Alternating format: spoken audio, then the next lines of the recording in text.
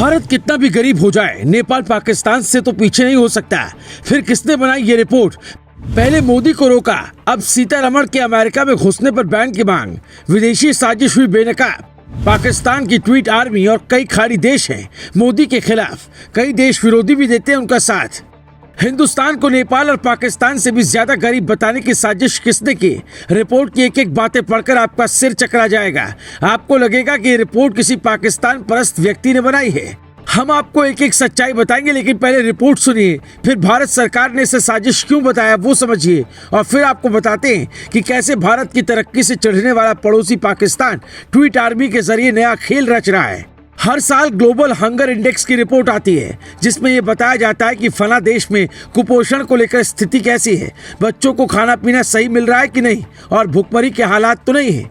अब जो इंडिया संकट में दूसरे देशों की मदद करती है, श्रीलंका से लेकर यमन तक अनाज भेजती है, खाड़ी देशों में भी भर भर कर गेहूं चावल भेजती है, उसे नेपाल और पाकिस्तान से भी पीछे दिखा दिया गया। श्रीलंका 64वें, नेपाल 71वें, बांग्लादेश 84वें और पाकिस्तान 99वें नंबर पर है। सिर्फ अफगानिस्तान भारत से आगे और 109वें नंबर पर है, जबकि चीन उस देश में शामिल है जिसकी रैंकिंग सबसे शानदार है। अब सवाल ये उठता है कि ये रैंकिंग बनाई किसने? आयरलैंड और जर्मनी की गैर सरकारी संस्था ने ये रिपोर्ट तैयार की है। जर्मनी के विदेश मंत्री ने कुछ दिनों पहले कश्मीर को लेकर ऐसा बयान दिया कि यहाँ के विदेश मंत्री तक को आपत्ति जतानी पड़ी। शायद इसीलिए श्रीलंका जैसा देश जहां अभी अनाज का संकट है, वो भी इस लिस्ट में भारत से काफी आगे है। इसकी एक वजह IMF की अर्थव्यवस्था वाली रिपोर्ट भी है, जिसमें भारत को सबसे तेजी से ग्रोथ करने वाली अर्थव्यवस्था बताया गया है, जबकि चीन, पाकिस्तान, अमेरिका, ब्रिटेन और जापान जैसे देश भी इस मामले में काफी पीछे हैं। इसीलिए जैसे ही ये रिपोर्ट आई, विदेशी अखबारों में विवादित कार्टून छपने लगे। स्पेन के एक अखबार ने भारत की आर्थिक तरक्की को दिखाने के लिए सांप और सपेरे का इस्तेमाल किया। इससे पहले अमेरिकी अखबार न्यूयॉर्क टाइम्स ने भारत के मंगल मिशन का मजाक उड़ाया था, और चीनी अखबार ग्लोबल टाइम्स ने तो G7 मीटिंग पर ही विवादित कार्टून छाप दिया था।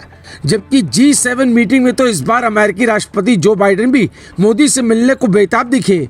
फिर सवाल ये उठता है कि ऐसा हो क्यों रहा है? हमने जो पड़ताल की उसमें पता चला बीते 8 सालों में भारत की ग्लोबल छवि काफी मजबूत हुई। इससे उसे अच्छी रैंकिंग मिल रही है, जबकि पाकिस्तान को कोई भी देश कर्ज देने को तैयार नहीं। वर्ल्ड बैंक भी उसे पैसा नहीं दे रहा है।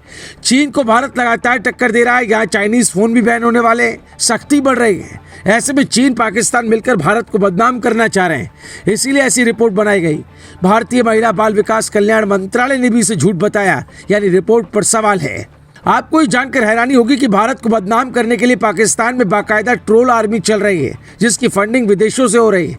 नुपुर शर्मा केस के वक्त इसका सबसे बड़ा सबूत भी मिला था कि जुबैर के ट्वीट के बाद कई पाकिस्तानी हैंडल से लगातार ट्वीट हुए, जिन्होंने अपनी पहचान छिपाई और भारत को बदनाम करने की कोशिश की। लेकिन मोदी सरकार ने सबको सख्त लहजे में जवाब दिया। कहते हैं, जब एक गरीब आदमी तेजी से आगे बढ़ने की कोशिश करता है तो उसे अमीर पीछे खींचने की कोशिश करते हैं, और यही हाल भारत के साथ हो रहा है।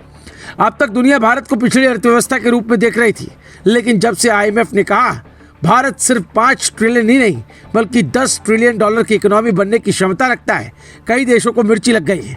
और जो विदेशी ताकतें भारत के खिलाफ अभियान चला रही है, उससे कुछ भारत के जयचंद भी उनका साथ दे रहे हैं, जिन पर सख्ती जरूरी है।